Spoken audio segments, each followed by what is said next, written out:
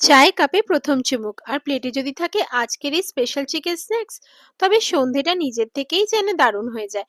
বাইরে কুরকুরে আর ভেতরে নরম। এই রেসিপিটা একবার ট্রাই করলে রোজ চায়ের সাথে বানাতে ইচ্ছে করবে।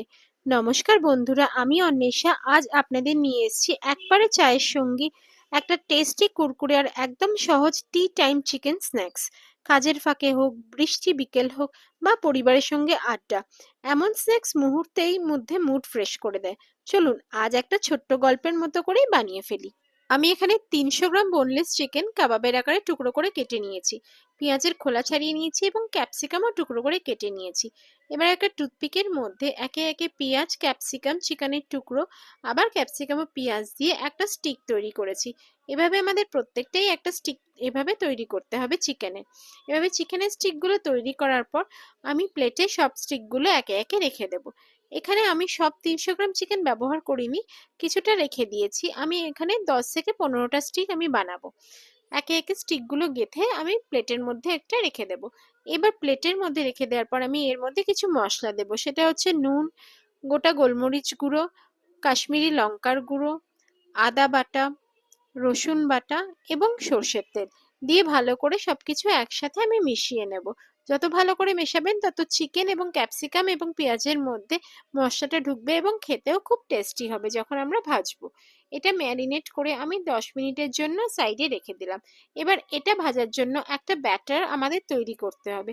তার জন্য নিয়ে নিলাম ৪ চামচ এখানে ময়দা এবং ২ চামচ কর্নফ্লাওয়ার। এর মধ্যে এবার কিছু মশলা আমি দেব, যেটা হচ্ছে স্বাদমতো নুন, লঙ্কার গুঁড়ো, কুচনো কাঁচা লঙ্কা, আদা পেস্ট এবং পরিমাণ মতো জল। জলটা একবারেই বেশি ঢালবেন না, তাহলে ব্যাটারটা পাতলা হয়ে যাওয়ার সম্ভাবনা থাকবে। অল্প অল্প করে জল দিতে হবে এবং মেশাতে হবে। একটা ঘন থকথকে ব্যাটার আমাদের রেডি করতে হবে। এটাকে ভাজার জন্য অল্প অল্প করে জল দিয়ে আমাদের মিশিয়ে মিশিয়ে একটা ঘন থকথকে ব্যাটার আমরা রেডি করে নিয়েছি। আমাদের ব্যাটারটা রেডি হয়ে গেছে, আপনারা দেখতে পাচ্ছেন। এবার ব্যাটারটা একটা সাইডে রেখে দেবো। এবার প্যানের মধ্যে আমি সর্ষের তেল নিয়ে নেব ভাজার জন্য।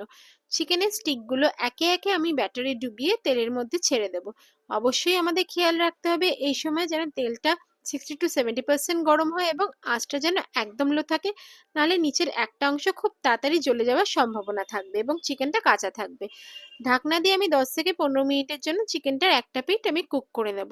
এরপর ঢাকনাটা খুলে চিকেন স্টিকগুলোকে আমি উল্টে দেব। দেখবেন একটা পিঠ অলরেডি গোল্ডেন ব্রাউন কালার হয়ে গেছে, তার মানে একটা পিঠ আমাদের চিকেনটা কুক হয়ে গেছে। এবার অপর পিঠটা উল্টে দিয়ে আমি আবার ঢাকনাটা ঢেকে দেব এবং আঁচটা কমই থাকবে আমাদের। ১০ থেকে ১৫ মিনিটের জন্য এটা আবার আমি কুক করে নেব।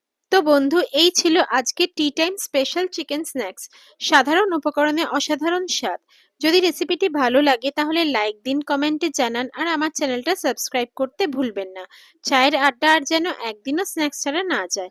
ধন্যবাদ। আবার দেখা হবে নতুন গল্প, নতুন রেসিপি নিয়ে।